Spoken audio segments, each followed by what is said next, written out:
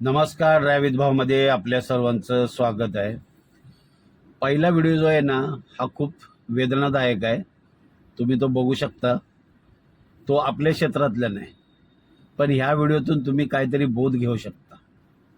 दुसरा व्हिडिओ जो आहे ना, स्क्रीनवर येणार आहे, तो आपल्या क्षेत्रातला आहे. पहिल्या व्हिडिओ बघताना तुमची काय बोलतात ना, मन काहीतरी विचलित होतील. काही महिला आहेत, आंध्र प्रदेशमधला हा व्हिडिओ आहे, नदी काठचा.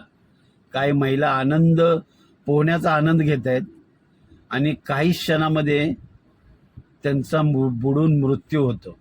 हा व्हिडिओ मी का दाखवतोय, कारण समाजाप्रती मी हा एक संदेश आहे. 1 महिन्यानंतर पावसाळा सुरू होणार, लोकांच्या सहली निघणार. तर माझं तर सरळ मत आहे, जर तुम्हाला पोहायला येत नाही तर अशी चुकी कधी करू नका. विचार करा, कुणाला पोहता येत नव्हतं, पाण्यात उतरल्या, मजा मस्ती झाली, काही सेकंदमध्ये त्यांचा बुडून मृत्यू झाला. फक्त एक जण व्हिडिओ शूट करत होता. जर तुम्हाला पोहता येत नाही तर अशी मस्ती करायचीच नाही. पाण्यापासून 4 हात लांबच राहायचं. विचार करा, काय गरज आहे का?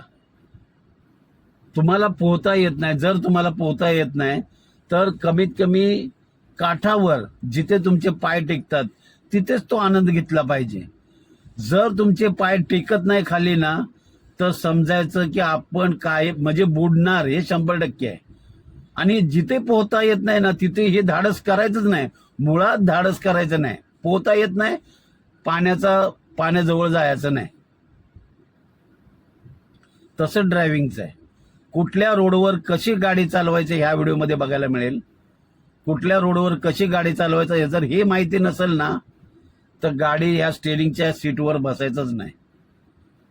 कळलं का? हे दोन्ही व्हिडिओ ना, हे समाजाप्रती काहीतरी बोध निर्माण करण्यासारखं आहे.